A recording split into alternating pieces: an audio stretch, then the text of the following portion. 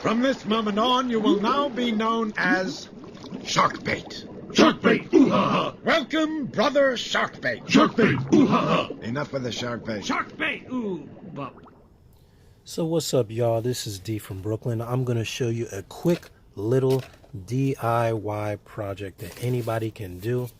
It's a little ghetto, it's a little cheap, but that's what I'm all about. And it starts with water bottles. So what we're going to do is save the environment and reuse these plastic water bottles to make some really clear temporary planters.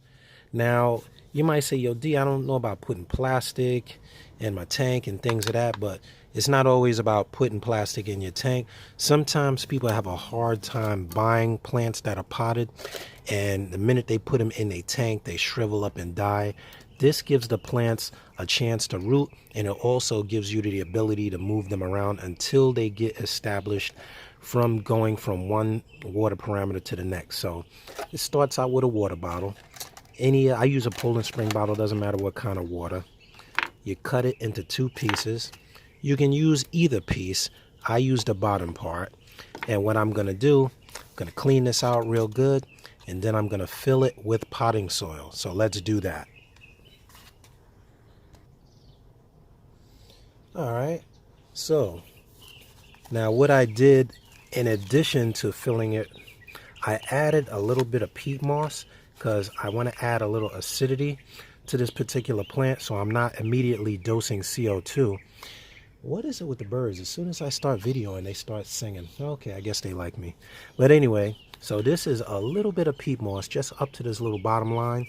And now I'm going to add some regular non-fertilized potting soil.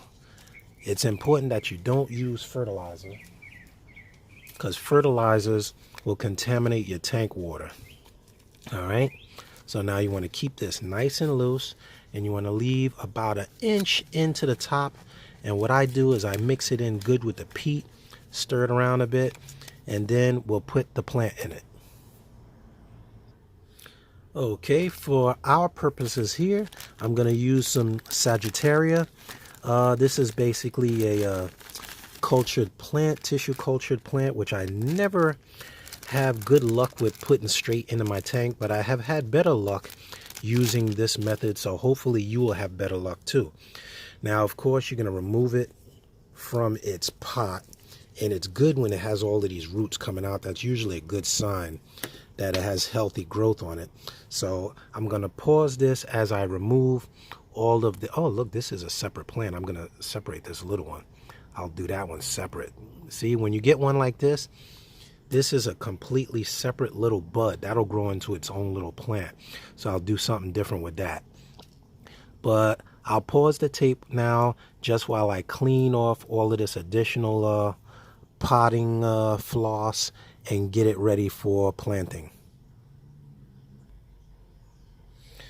Okay, now that I have separated that, and just a tip, one of the main reasons these plants end up dying when people buy them is they usually massacre them trying to remove them from the pot that they come in, because that potting filter floss gets really attached to the root, so you just want to tease it. Get a toothpick. I found something narrow like a toothpick or narrow tweezers does the best job, and just don't go too crazy, but do the best you can without ripping the whole root structure apart. And what you can't remove, don't worry about. This is what you want to come up with. Now I'm going to grab this by the base. I'm going to take my finger here and make a little hole like this. Hopefully you can see that. Make a little hole.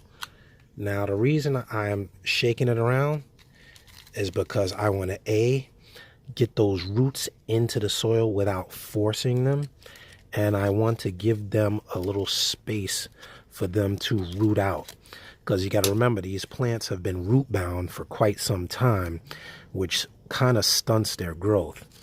So once you get the roots established in its new little pot, it kind of encourages them to seek out nutrients and spread out. So once you have that, you'll know, because the plant will stand up comfortably. And you'll take your finger, pack it down real nice until you can do like this. You want to be able to move it without all the soil rolling all over the place. Pack it down real nice. Get a lot of the air out of there. If you have air in your pot, that means your dirt is going to float all over your tank. This is why people have muddy tanks when they add plants. So this is what you want to come up with. You can pretty much turn it sideways and it's not falling. And then we're going to take some gravel. I like to use the fluorite dark gravel just because I happen to have it on hand and because it's really small. I want a small particle size, very small. Now I'm going to use the other half of my water bottle like so to scoop up some gravel. You want to rinse this first before adding it to your pot or it's going to cloud your water. So let me rinse it real quick and check right back. Okay, now as you can see, I stirred up my gravel until the water is nice and clear. I'll add this water to my flower over here. Try not to waste water whenever possible. And I'll use my little water bottle, scoop up the gravel. And here we have just what we need. Move your plant to the side. Let me use this. And you want to drizzle that gravel in there.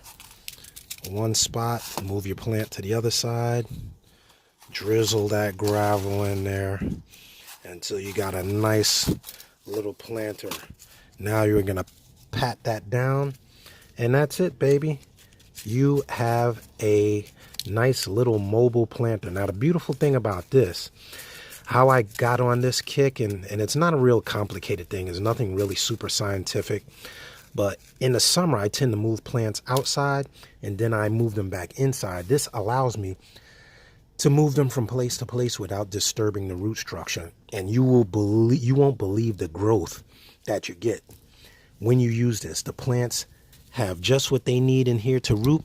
If you want, you can poke little holes in here. You don't have to, you know, just to aerate the little pockets of soil. You don't really have to do that. I don't do that most of the time, but you can take a razor blade, cut little slits in here, pack your gravel down real tight, and it allows for proper aeration, and your roots might even actually grow out of the pot. And that's all. Now let's take a look at your end result. This, my friend, is your end result. As you can see, this is a soy plant that I brought outside. You can see the soil in there. The roots have completely established themselves. You can see because I moved it, I kicked a little of the dirt up. There's not a lot of gravel in there.